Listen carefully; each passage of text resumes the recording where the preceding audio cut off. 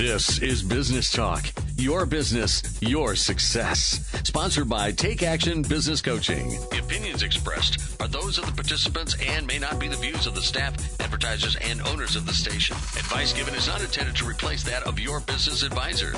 Now, let's get down to talking about your business, your success. This is Business Talk. Well, good afternoon, Patty. Good afternoon. Here we go again. Yes, happy summer. Great, Yes. great summer. Nice, hot summer. You know, when it was so cold in the winter, we all said, when it gets super hot, nobody's allowed to complain. No complaints. No complaining. And you know what's neat is I hear no I complaining. haven't complained. Nobody's complaining. nobody's complaining. Winter was long. It was like 7 months. It was is what I figured. and it was not good. Right? Yes.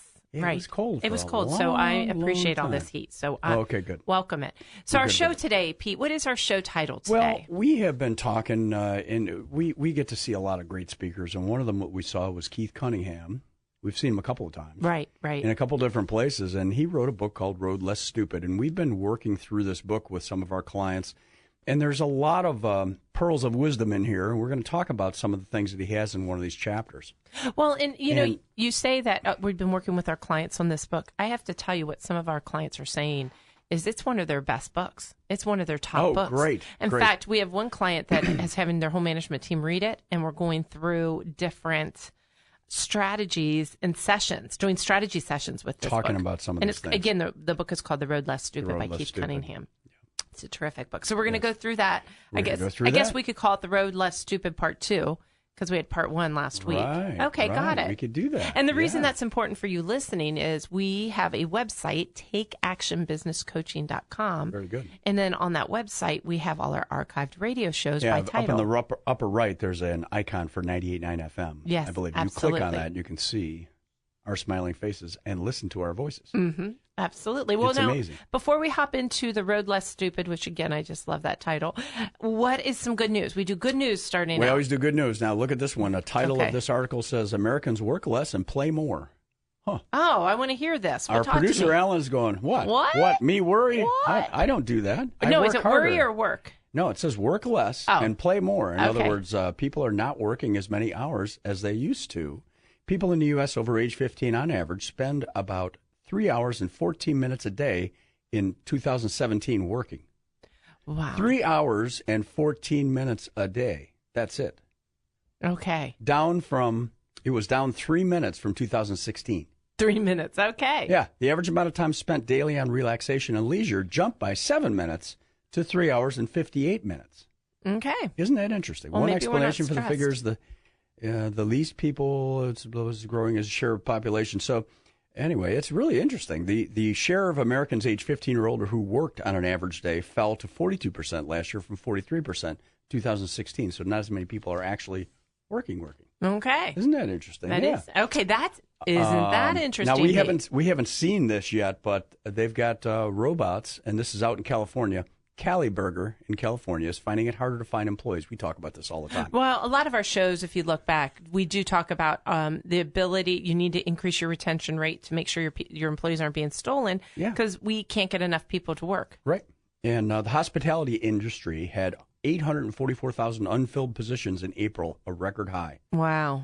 And they said even with some of these robots that are flipping burgers, they're installing these robot flipping burger flipping robots in 10 of their 50 restaurants by the end of the year.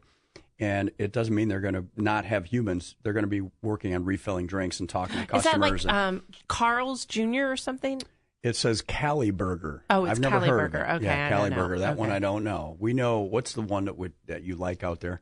Oh, In-N-Out. In-N-Out Burger. Oh, really good. It's called Yes. In-N-Out. Yeah. Yes. That's a good one. Repatriation frenzy. U.S. companies have brought home only a sliver of more than $2 trillion in profits stashed overseas. And that's going to continue.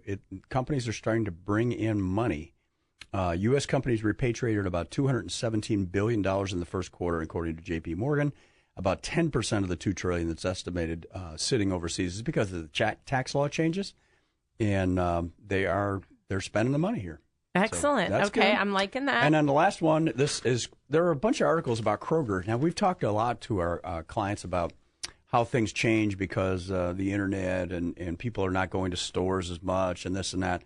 And some big companies are doing well, innovating despite it. Well, it's about innovation, and what time and effort are you putting on innovation? Yeah, and one of the things, there's a picture of this little tiny vehicle. I see a little tiny vehicle. It's a driverless car, but it's a little tiny car. It's about half the size of a normal car, right, and about a third of the width, and it's full of groceries. Right, you see it, and it's all filled with groceries. Yeah, and so they're testing these things to be able to run groceries to people's houses. Oh, wow. Which is really cool. That's brilliant. And Kroger's spending a lot of money on other things related to becoming more competitive online. And it's working for them. That's neat. Good for Kroger. Yes, because you know what? One thing, Pete, and I'm sure our listeners think the same thing. What? I like shopping, and I like the opportunity to go and try on clothes and not just do everything online. You mean in a clothing store? Yes. Even grocery shop. I don't mind grocery shopping. I like grocery shopping, and I don't want these retail stores to go away. Like I was in a Kohl's over the weekend and or on Friday, and it was such a great experience. I mean, I love Kohl's. Kohl's is great. Kohl's is great. It is great. Kohl's is great. Kohl's is great. You went with your daughter, right? Yeah. What a great store. Well, it's fun. And I'm right? like, you know what? I want us we want to keep these stores alive. You don't want to sit in your living room and I don't want have all your clothes delivered at the front door. And I don't mind that we have some of it. I'm not saying I don't want any, but I just don't want our brick and mortars to go away. Oh, so I don't think they are. The smart ones are not going away. Exactly, because we need to innovate. The smart ones are actually growing, right? We need to innovate. Yeah, and Kroger's a huge company, so it's not like a big company can't turn or change.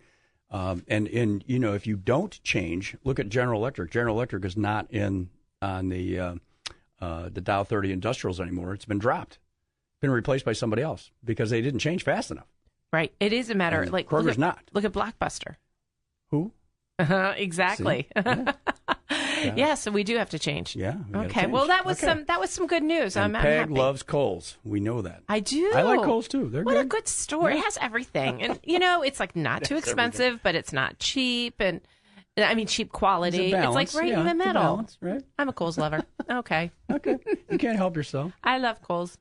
All right. So with that being said, Pete, let's talk a little bit about the topics that you picked for The Road Less Stupid, and how the book is created. Let's start there of how this book is. This gentleman, Keith, is the, if you've heard of Robert Kiyosaki's book, Rich Dad, Poor Dad, he's the rich dad. Right. In that book. And he wrote this book because he's run and had struggles with several companies. And he's on the board of other companies, so he's learned a lot about what to do and what not to do. Right. And he wrote another book before this called Keys to the Vault. Right. Also a good book. And his books are pretty direct, pretty straightforward. And there's a couple of chapters here where he's got some lessons learned. And I was flipping through this the other day, and I thought, oh, my gosh, we run into this stuff all the time with ourselves and our clients. And I thought it'd be a good place to just start and talk about. Lessons learned. Yeah, I like lessons that. Learned. Well, and Keith is similar to us in some ways. And one of the ways is he coaches other companies as well. He coaches CEOs. He coaches people. Right. But he also, and I don't know if he still does this, he does a weekend class, financial class, how to run your business financially. Right. And we've had so many people attend that, and it's brilliant as well. So anyway, okay, so he did lessons learned. So one of the key things, let's starting here is a strategy. This is number one is lack of rules and discipline caused every mistake we have ever made. Oh, this is good. Lack of rules and lack of discipline. Well, let me tell you a story with us. Let me tell you a story. Thinking. I've got a story with us. So what happens is, I know you're sitting there and you go, what is a coach good for? This is what a coach is good for. It's because you're running your business and you aren't doing what you know you should do. Oh, right. That's usually the problem. You know what to do. You aren't concentrating on the right things, and you're allowing the business to run you instead of you running the business, meaning you're responding and reacting. Right. So, Pete, we started working with this client a while ago. I want to say it's about 3 months ago. Okay. And one of the things that we did is we created, and I like that, the discipline to start looking at some of the numbers and creating strategies on how to change that. So what we did is we created focus. Numbers in terms of marketing or financial results? Both. Okay. That was good. Good answer. It was marketing and financial results, looking at average dollar sale, looking at the marketing strategies and the leads in order to get better revenue. And just us not only measuring it and monitoring it, but creating specific strategies, having the discipline to look at it every week. And we just found out, gosh, we just got this Friday, that they had hit their monthly goal, and they had increased for the first time in a long time. And what was it that increased? It was their average dollar sale. Okay. And their increase in leads. Excellent. That increased their revenue.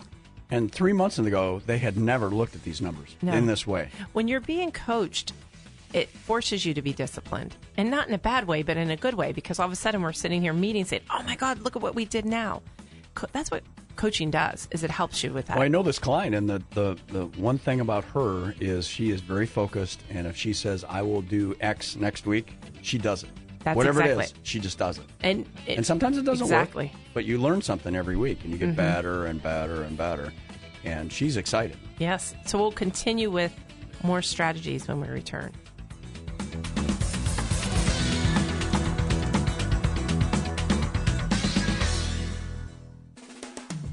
Could your business use some help? Call 614-306-7922 to schedule your coaching session. 614-306-7922. Now, here's more business talk. Now, normally we start our show with good news, but, I've got this other one, Peg. Okay, you'll what like is it? this. What is There's it? one more little piece of good news. Now, Alan, you can see this, is that the cheese ball from Kraft is back. There's a picture of a bunch of cheese balls. I love these things. Now, they're probably about the worst thing you could possibly eat, for health reasons, right? But look at that picture. Isn't that beautiful? It does look delicious. I want to tell you, they look absolutely delicious. They look fantastic. I'm so glad Kraft is bringing back their cheese Kraft ball. Heinz Company, bowing to years of pleas from snackers on Tuesday, said Planters cheese balls and cheese curls will return to the store shelves next month. The salty snacks will start showing up at select Walmarts and Amazon.com in July and will be available for purchase nationwide by the fall. Canisters of cheese balls and cheese curls in their familiar airy texture and fluorescent color will start at a suggested retail price of $1.99. It's a deal. They were discontinued in 2006. I didn't know that. Well, so you know other what? people did it. I buy Cheetos. See, I'm a Cheetos lover. Now, it prompted an outcry from fans around the country. Efforts to resurrect the snacks included a pattern on change.org and a Facebook page, along with regular snail mail and letters. During the resurrection, the popular snacks aren't here to stay. Despite their resurrection, they aren't here to stay. Isn't that funny? Well, While supplies last. They say it's a limited engagement. And this is a Wall Street article. Yeah, it's out of the makes Wall Street Journal with a huge picture. Oh, yeah. That's so it's funny. It's a big deal, man. I like it. Well, Pete and I were just talking. Hey, I was just thinking about this. We were talking right before the break about how we worked with this client, right, to increase our average dollar sale. I bet you a lot of people are saying, okay, what does that mean? And what did you do? Oh, yeah. So one of the things we'd like you to measure, you business owners out there, or department managers, if you've got one segment of a business that you're responsible to run, you should know, if you have 100 clients, what the average amount that client spends with you in a year or a month, or every time they do a transaction with you. We want you to know the average amount that transaction is, no matter what kind of business you're in, attorney, manufacturing company, service business, no matter what it is, when they buy from you, what's the average amount they spend? So I want to take a break here for a second. A lot of you may know it. A lot of you may think you know it.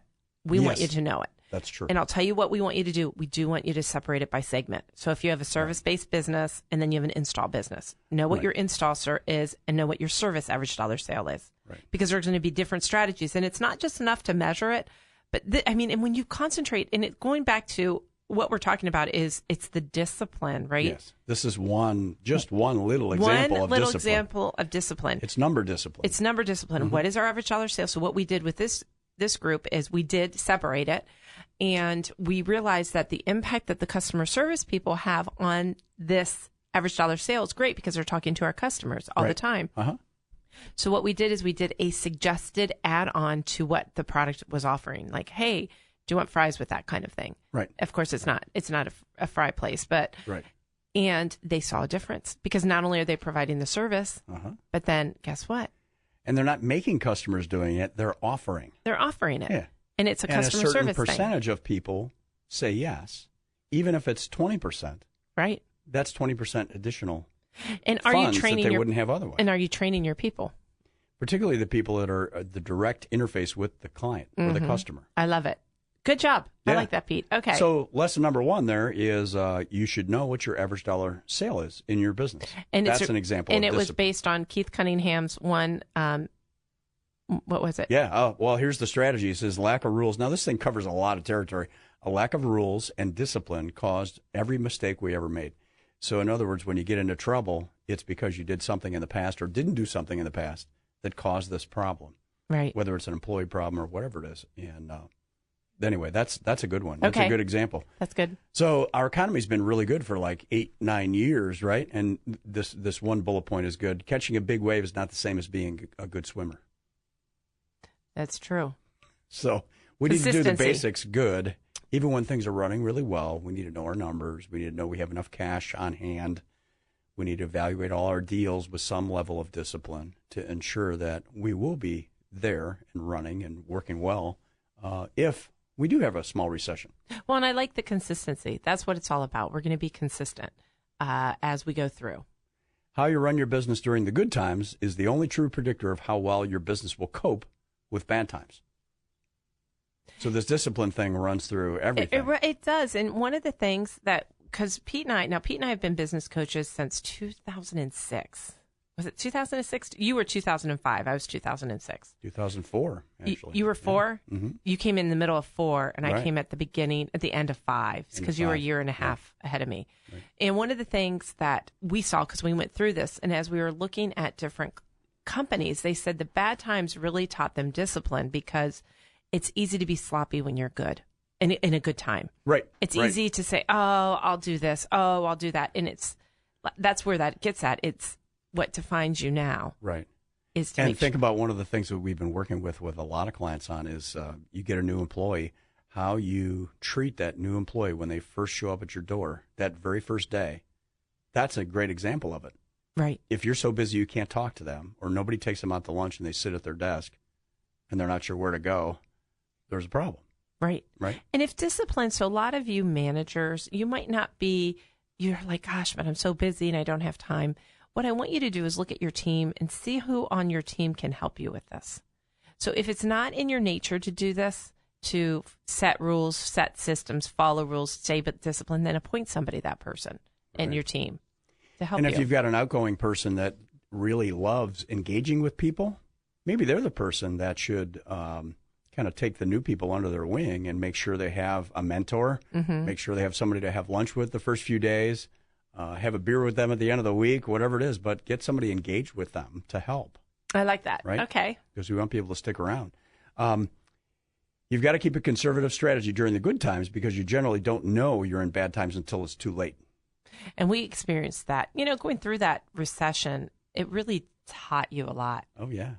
And in some cases, what we saw was, you know, it changed the way people approach things. And sometimes it was good and sometimes it was bad, because sometimes it made them so risk averse that they were missing opportunities. Oh, sure. Yeah. Because of fear. Yeah, you do have to take risk. We have a business owner who actually called me over the weekend and concerned because we're adding another person to his staff. And he's now about double the number of staff that he was a year ago. And he was getting perturbed. I taught him a new word. Perturbation. Perturbation. What does that mean, Peg? So it's a disturbance. It is a disturbance within. And what we say is if you're in a comfort zone, it means that you are enjoying things, you're living the life, you're taking it all in, you're in a safe environment. And that's dangerous because, like we said before, innovation and growth is important to companies. Right. So if you're not innovating, creating new opportunities, then you're not getting out of your comfort zone. And so what we want you to do is push yourself. Push it a little. Push it a little to the point in which you're perturbed. And so that you're doing something that's uncomfortable. Yeah, so small business, adding one employee is a really big deal. Right. Because you're concerned about, oh my gosh, I'm committed to this person and their family. They're leaving another job and they're coming onto my team. I got to make sure I have enough business lined up to cover that person.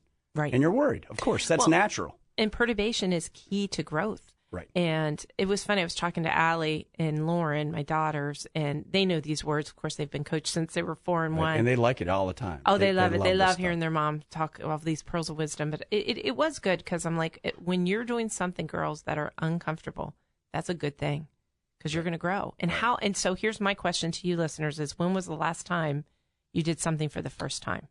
When was the last time you were really uncomfortable with something in your business? If it's been a while, you may want to think about challenge yourself where you're headed. Yeah, yes. Right. Comfort. Even Kroger, we talked about that at the beginning about good things, is that we got a gigantic company that's testing some new things to stay ahead of the curve. And some of the things they're going to do aren't going to work. Well, you know, and that's okay. And you know what's interesting is we have a company, I've just had this coaching session with them last week, Pete, where we sat down and we planned out their innovation time. So we're so busy, right? Because business is good, but are you innovating? We're doing the work all the time. So our heads down doing the work. And innovation isn't really making you money at that moment. Innovation will make you that money later. It's an investment. It's an investment. Right. But what is the innovation? What is your system to do the innovation? Because that's how companies die. Okay. So what are you innovating? Oh, that's good. The other thing that comes to mind with that is when we talk about discipline is that, and this is a challenge for all of you business owners out there, how much time a week are you spending and your management team spending on marketing? In other words, getting new customers. Mm-hmm. And if it's zero, just because you have so much work you can't stand it, you may want to rethink that. Yes, absolutely. And take a little sliver of your time. If it was an hour a week or a couple hours a week, it's going to pay off in the long run. Excellent. So. Oh, excellent. Okay, good. Excellent. Okay, that was a good pearl wisdom from Keith, yep. our buddy Keith. Not all progress is measured by ground gain. Sometimes progress is measured by losses avoided. In other words, you can reduce your risk. Have you looked at your insurance policies lately? Have you made sure you talk to each of your valued employees so they know they have a connection with you? You know, the insurance policy thing, we work with an insurance broker, and I realize because of what they do, how often clients don't really know the risk, how open they are to risk. Right. And I would suggest the same thing, that if you haven't looked at your insurance policies, and if you really don't know and had an expert review it, you're busy, right? Yeah, because you're busy. I would absolutely recommend that. And if you need some, you know what? You can call us up, and we will help you with that connection at 614-306-7922. Yeah, call us up. And when was the last time you really took a look? So we have brought this company into some of our clients, and every single time they've been surprised and gone, "Oh my gosh, I'm glad you said something." Every single time. Oh my God, I had no idea. Because there's certain things that they're not protected from. Right? Well, you get busy and you outgrow your policy, or you don't know all of the details. Well, and sometimes you've added a division, you've added a facility, you've added people, you've grown, you've doubled in size, and things have changed. And you got to keep up with that stuff, just like your will, your personal stuff. Exactly. You got to keep up with it. And it's something that sits silently but can hurt you in the end. So, again, going back to discipline, making sure that you're reviewing that, taking the time to see what are all our risks. Good. And who's in charge of that, by the way. So the next one, speed kills. True wealth is built slowly. Speed and greed necessitate aggressive leverage and increase the odds of a catastrophe. It's better to go slower and avoid the do-overs. In other words, let's think before we start sprinting. I really like that because, you know, Brad Sugars, who started Action Coach, he talks about this. We go and see him speak. And one of the things he said is he gets frustrated because you see those commercials and it's get rich quick. Like, look at how quick it is. Look at, and he's like, this isn't a sprint. Right. Getting to the next level, making money, is about learning then earning, not speed and earn. Well, let's cover that when we return. Let's talk a little bit more about when we get back.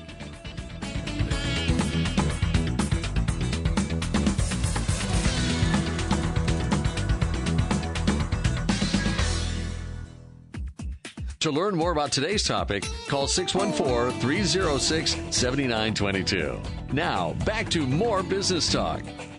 Well, good afternoon. We're talking today about a book, The Road Less Stupid by Keith Cunningham. We're going through some bullet points that he has in one of these chapters. And a lot of these things apply immediately to our clients that we've been working with and our own business and the things we've learned over the last 14 years. So just interesting stuff. And the next one here, successful people we admire are not the ones who made it. We admire the ones who kept it. Okay, so go back again and say that. The successful people we admire most are the ones who made it, are not the ones who made it. We admire the ones who kept it.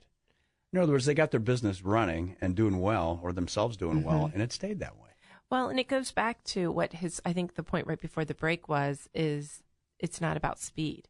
Right. It's not speed to get to the finish line. And when you are growing at a fast pace, you need to make sure of how you're going to keep that momentum, systemizing it. Build it in a systematic way so that it will run, whether you're there or not. Well, you know, right? It's interesting, Pete. We just did a team day and with a company just this past Thursday, and it's a company that's growing very, very quickly. Mm-hmm. And the employees are starting to get uncomfortable, right? They're getting what we used perturbation. Like overwhelmed? Well, no, they're getting uncomfortable with the growth. Not that they're overwhelmed because we have planned the growth, but they're like, well, we're hiring all of these people all of a sudden, and this is so different. New people. Yeah. There's all these new people. We're getting at a pace that's not unusual. We're adding a division, and we're doing this differently. And in our team day, and team days are what Pete and I do with your team. Like, when was the last time your team got together? Right. And we actually taught them, developed them, and brought them together in an alignment to get everything on the same page. That's the key word, is we want to have everybody generally point in the same direction. Absolutely. And if you haven't done that, Pete and I just go into companies and we do that. And Michelle and Dawn as well. Right. Our coaches, Michelle and Dawn. And one of the things that we talked about is we said, guys, when we started out years ago, and this was like a couple years ago, we had planned our growth, and we planned it through an org chart. We planned it through a financial, showing. Financial plan, right. So every single thing that we've done has not been a surprise. Right. And it hasn't been a surprise to you because we communicated it. So let's look back in 2017 and said, what would 2018 do? And so what we're talking about is sometimes your team gets uncomfortable, but communicating that is going to be really important. Well, and communicating that being uncomfortable is a necessary part of growing, right? It's going back to perturbation. We've got to be uncomfortable. The perturbation, right? The perturbation. But understand how you're growing. So if you haven't done this, I want you to do it as your homework. Pete and I do this all the time.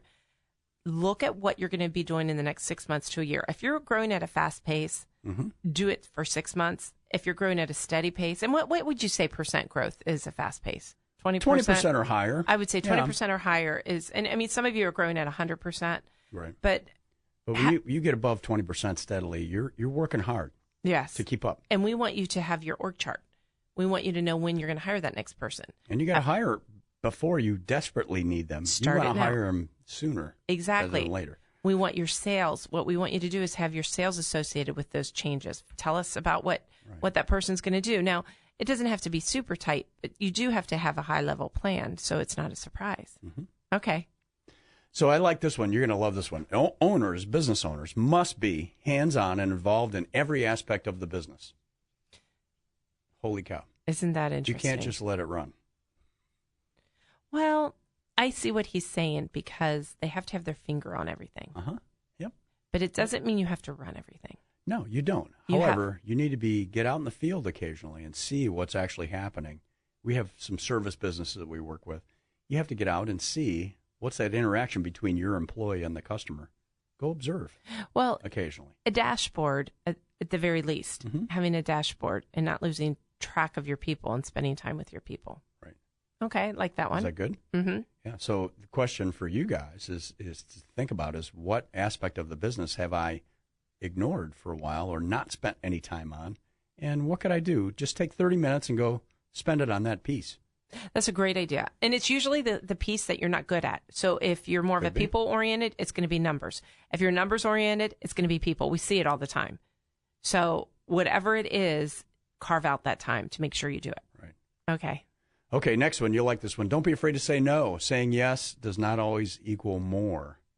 You can't say yes to everything. You just can't. You know what's interesting is Pete and I, and all of our clients, Michelle and Don, we all went to San Diego and saw at a conference, and we saw Darren Hardy, who wrote the book Compound Effect. He also was the publisher of Success Magazine. Right. He's a really great speaker. And one of the things he spoke about is how many times you're saying no. And he talked about Warren Buffett. Do you remember that? What he said about no to almost everything. Yeah. He said no to almost everything. Right. Because it's not what you're going to do, it's what you're saying no to. Right. It's focus. We say yes to too many things. Yeah. And so when I came back, I was talking to one of my executives, Pete, that I coach, and he was overwhelmed. And I said, well, you're overwhelmed because you said yes. So what if you're overwhelmed and you're listening to this show right now, it means that you've allowed yourself to be in that position. So what are you going to do to get out of it? And what are you going to start saying no to? And no means I'm going to train someone. I'm going to delegate it. I'm going to hire someone. I'm going to systemize it, or I'm going to drop it. Great. So if you've got if you're not driving, take a sheet of paper and your pen and write down the top 3 things that you know or maybe 4 things that you know you should be focused on. Where is your focus? There you go. What are the things? And then those things, and you might talk to one of your senior managers or your business partner and say, hey, is this accurate? Is this where I should spend 80% of my time? And usually it is. Your gut knows where you should be. Right. And you need to delegate, delay, ignore, defer, everything else, and focus on those things. And that's how you'll make it. I love that. I love it. That's a good exercise. Otherwise, you're going to work 70 hours a week, and you're going to get tired. And we run into that. Everybody's like, oh, I got to work. No, you don't. It's what you're choosing to do. Right. These are choices you're making. And sometimes going back to the comfort zone thing, we spend time on things that we are comfortable with because we're comfortable with them, right? Right. Rather than things we really shouldn't spend our time on. Right. So take a few minutes and figure out what's your critical few and write them down. I like that. Okay. It's delusional to believe our ability, intellect, and work ethic can overcome a bad market. So just working hard is not going to overcome what goes on in the economy or what was happening in my business. You got to do things right. Well, you do, but I think hard work is important because I think the harder you work, the luckier you get.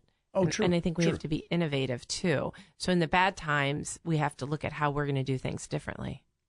But I see what he's saying. Just doing the same thing over and over again doesn't mean it's going to be anything different. Yeah, and I think if it's a bad strategy, then working hard just is going to make. And if you're unfocused, let's go back to the previous comment. If you're working on 20 things and you work really hard at them, you're probably not going to accomplish much of anything in any one of those, right? Because it's just a sliver of your time. Right. If you're focused on 3 or 4 really important things and you work hard, look out. Right. Great things are going to happen. Okay? I like that. Mm-hmm. Keep working all your alternatives until something closes. It hasn't closed until the money's in the bank. How many times you've gotten close? Yep. That's 2 things. So one is keep working until you hear no. Yes. That's number 1. And I'm assuming you're going to hear yes. We're saying that all the time, like that. And we like to give permission for no. So if we're working, we say, you know what? It's okay. It's fine. It's okay to tell me no. Right. And I'll walk away. And we when we coach some of our sales teams, because we do coach sales teams, Pete and I do, and we'll say that. And I remember being with Michelle with a few clients. We did the same thing, and it was interesting how they're like, "Well, no. I still want to be." They had allowed them to step up and say, "Okay, no, I want to be on that list." Yeah. If they say I'm not going to need this product or service, that's fine. Mm-hmm. Move on. It saves you time, right? If you get an answer quickly, that usually helps. Okay, right? I like that. And then the other thing was, so that was the first thing, and then the second part was, well, it means don't count your chickens before they're hatched. It hasn't closed until the money's in the bank.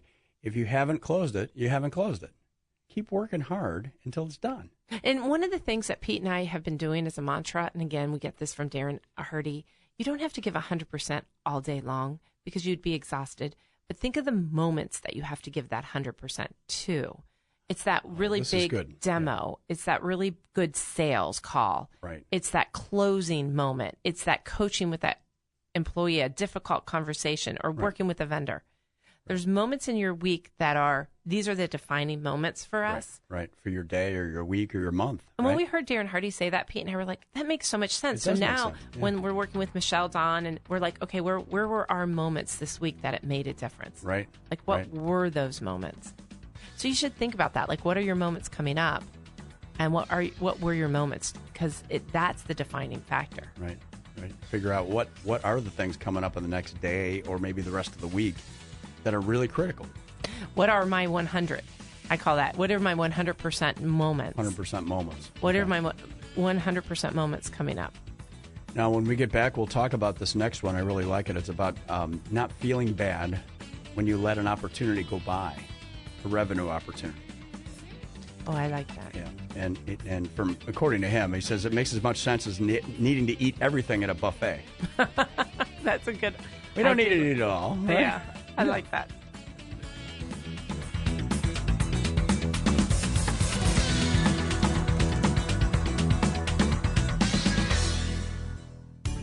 Could your business use some help? Call 614-306-7922 to schedule your coaching session. 614-306-7922. Now, here's more business talk. Okay, so here's a bullet point for you. It's not a sin to miss a revenue opportunity. That makes as much sense as needing to eat everything at a Sunday buffet. I like that. So, and that's one of the things, going back to what our earlier comment, Pete, is it's okay to say no. Yeah. Focus. If you've got a company that's running well and you have an opportunity to do something that is unrelated to your company or is interesting, or maybe it relates to a hobby of yours and you might make some money at it, you got to think real hard about, should I invest my time there or should I just say no thanks? It doesn't fit. Exactly. And it's okay to say no thanks. Exactly. That's a good one. I like that. Giving yourself permission. Yeah, that's all right. Okay, so this one's a good one. Never delay taking corrective action once the problem has been recognized. Hoping for better conditions in the future so the problem will solve itself is a fool's game. Procrastination magnifies problems. So we call that, in the action coach world, is planets problems on Earth. Problems on planet Earth, because the slide is a picture of Earth with a person running around it. And the problem always catches up to you. Well, and it's a problem behind them. It starts with this little rock chasing it, and then as the rock gets bigger, it gets bigger. And so basically that is what we say is, you know what, there are taps in the road, and guess what's happening is it's catching up to you. Right. So it's going to catch you and hurt you bigger and more unless you address it. And this really applies to people issues. I'm just thinking about employees and managers and things. If you see somebody having an argument, you need to find out what happened and make sure that things are resolved, Well, and you know what? You've got to recognize the taps. And, Pete and I in the past have had this with employees where there's been taps and we want to ignore it. You know why we want to ignore it? Because they're nice and they're doing a good enough job and it's not that bad. 90% of what they do is great. And guess what? You know what? It's going to be so much effort to replace them. We run into this with business owners all the time. Right. You're fearful about replacing a key employee and nowadays. Right? It was interesting. There was one executive that we were coaching, and as we were coaching them, they had a team member that shouldn't be on that team. It wasn't a culture match. They were crabby. I mean, it was very clear to us. And we were like, you need to replace this person. And they were like, no, I don't want to. It requires work and effort and time. And fear of, can they do as good a job as the other person? Well, this person quit the company. They didn't have to fire him. But then they went and got a new person, and she's fabulous. They're thrilled, right? Fabulous. And they look at me and I go, there was always somebody better. You just had to put the effort in, and you had to address it. And those are some of the things as coaches, when Pete and I were working with your company, is we're having you face things of who do we have to address? What do we have to do to raise the bar of performance? Well, and some of our techniques for helping people do that is, one of them is called contrast. It's just asking questions to the point where it's really clear what the difference is between a great person in that job and a not so great person in that job. Right. So that's crystal clear. I like that. We don't go into a restaurant and order food we don't want. Or if you take a mouthful of something and it tastes terrible, do you keep eating it? Well, and it's interesting because no, you don't. Or if you have if you have a song that you don't like, what do? You change the station immediately. So, but why do we put up with this with relationships? We keep relationships longer than we should, but we don't do it with food. We don't do it with music. No, absolutely not. Isn't that interesting? Right. So we want you to approach it in the same way. Contrast. Okay, it's a good thing. This one, you'll like this. This is going back to this opportunity. And the question should never be, should I pursue this opportunity? The real questions are, if I pursue this opportunity, how much time, resources, effort, and investments will be required? That's a good question to ask. Is this in my wheelhouse, meaning core competency? Is it something that myself and my team, this happens a lot with us, is this something my team is already pretty good at that makes sense for us to tackle? Mm-hmm. What could go wrong? I like what can go wrong. We've done that before in companies where you sit and you have to play the devil's advocate. Tell me all the things that are going to be bad. And the next thing that goes with that is, can I live with being wrong? In other words, if being wrong sinks my original company, it's probably not a good idea. Not a good idea. What are the returns if I'm right and the costs if I'm wrong? That's excellent. So evaluating your opportunities. And that first one, again, going back to that, is if you do take this on, what are the time and the resources and the effort and the investment that are required? And it's by everybody on your team. Like and make a little spreadsheet kind of thing. Exactly. I like that. Yep. And you know what it is a lot of times we get emotional with new opportunities, but what we want you to do is be more factual and really think through logic. it. And sometimes bringing in an outside person to help you do that is good because they have no ties to it. Yeah, they're not married to the... Yeah, they don't have a, what do you call it, horse in that race or, you know, they don't, it's okay. Now, the guy that I knew a long time ago said never get married to a position because the divorce could be ugly. There you go. There you go. There you go. Okay, That's so a the good next one. Yeah, so the next one is never rely on only on your consultant's recommendations. If you don't understand it, don't do it. I like that. So attorney, CPA, consultant, whatever it is, make sure you understand it. And if you don't, have somebody help you understand it before you sign those papers. That's a good one. Okay. Okay, I like that one. Okay. Mm-hmm. The greater the past success, the greater the likelihood of the Superman fantasy. A lack of cash or cash flow is kryptonite, and it kills all superheroes. Always be skeptical and keep some powder dry. Keep some powder dry? Powder dry. In other words, some money in the bank. Oh, okay. He's talking from a business standpoint. Powder. I've never heard. Dry, meaning, well, back in the old days when you poured your powder into your Gun. Rifle. Yeah. I was thinking, he is from if Texas. It got wet, you're done, right? He's from Texas. He's from Texas. He he's probably using has a gun. handgun or I a rifle. figured it was a gun black reference. powder or something or other. But that's really, it is true. Repeat that again because I think it's so good. The greater the past success, the greater the likelihood of the Superman fantasy. In other words, I'm invincible. A lack of cash or cash flow is kryptonite, and it kills all superheroes. Always be skeptical and keep some powder dry. In that whole cash flow, because, Pete and I specialize with working with fast growing companies as one of our targets, and Michelle and Don also. And one of the things that we noticed is that when we are at that high level of growth, we also want to do a cash flow budget. Oh, definitely. Yes. So as we're growing, to make sure that the cash flow is going to be sustainable as we grow, because there is sometimes what we call is a cash gap. Do you want to explain what a cash gap is? Well, and I'm thinking about if and we have a couple of companies that are doing this now, that they're starting new things, new ventures that are related to their original businesses. Yes. Because things are good, right? And one of the exercises that we want to do is when we start this new division, we've got to figure out, you're starting it because you have potential customers and clients out there. Mm-hmm. You're going to get paid by them. However, sometimes you have to put your own money in, or yours and the bank's in, before you get your customers to pay. And if there's a gap in time there, you need to make sure you have enough cash to bridge that gap to the time when you get your clients to pay you. Right. And like he said, it can sink you. Oh, yeah, absolutely. I mean, and more than half of the companies that go out of business do it because of cash flow. It's not because and it can be successful. Maybe you want a big job, but if you don't get enough down payments or prepayments or things like that, you may not have enough cash to grow as fast as your clients want you to grow. Right, exactly. And then you can get in trouble, and that's not good for your clients either. No. So. No. Okay, I like that one. Okay. Right. Keith Cunningham. Now, this is Peg and Pete with Business Talk, and we're talking about Keith Cunningham's book, The Road Less Stupid. And he's talking about it because of it's his own experiences. This isn't theory. Right. This is something he's gone through. Mm-hmm. And as he goes through each one of these points, you and I being coaches and working with hundreds of companies. Yeah, we see these things all the time. We see them all the time. And that's one of the things when you hire us is we have a lot of a deep breath of experiences that not only we've had with our company, but with other companies. Well, and we have a community, and that community gets together periodically. So a lot of our clients know each other. Right. They do some business with each other occasionally, but they share experiences and things that worked well and things that didn't work so well with each other at times, which is really valuable.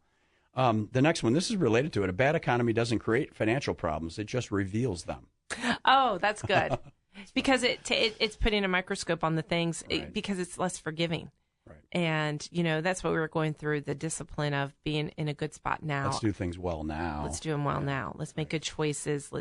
Because you have to be careful of risk. Absolutely. But you can take a little more risk during the good times, but still have that discipline. Mm-hmm. Okay. I like that. Almost everything takes longer than you think it will and costs more than you originally budgeted. Plan for these delays and bumps in the road. Oh my gosh, I can't highlight that exclamation mark with that one. How many companies have we worked on when we're looking at projections, and especially as we're starting up a new division, and it does take longer than you think? I heard some guy on the radio years ago, and I'd always worked on things around the house and other houses, other people's houses, and home remodeling improvement projects. Right. And this radio guy said, he was talking about building something at home, and he said, this is what you do when you're estimating time. You double it if you thought it would take 2 weeks, double it and say 4 weeks, and then change the unit of measure. Instead of 2 weeks, it's 2 months. It's 4 months, right? So you originally thought 2 weeks. Well, it's actually 4 months. Yeah. So just plan for that, and you'll be fine. Well, it's rule of thumb. Pete and Michelle and Don and I host a 90-day plan. Every 90 days, we have our clients come together, and we always say one thing we as humans do is we underestimate what can be achieved long-term, and we overestimate what can be achieved short-term. Oh, and I think that is so true. So let me say that again.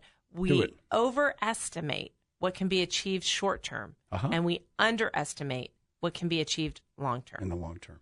Yeah. And one of the exercises we do for that is look at yourself and where you were 10 years ago and look at where you are now. Did you ever think you'd be right here? And hopefully the answer is, my God, I can't believe, I had so much. How did we do this? Yeah, how did we do this? My God. Because we get impatient and we want it now. Yep. And that's our culture too. Very good. It is. All right. Well, this has been Peg and Pete with Business Talk, and we've been talking about this book, The Road Less Stupid. And, in a few weeks, we're going to be going to a conference. That's true. We are flying to Fiji and Australia to see more speakers. And we have conferences, and our clients do go there. In fact, we have one in Charleston in February. Yep. With is it South Carolina? Yes. Okay. It's I think it is. In February. Yeah, in February. Yeah. And definitely. So, and the other thing we're going to do is we've reached out to Keith Cunningham to see if he will be on our show. Yes, that would be awesome. Because he's fabulous. Bring him in here. And so what we want you to do at the very least is go out and buy the book, The Road Less Stupid by Keith Cunningham. It's on Amazon or any of your bookstores. Do it now.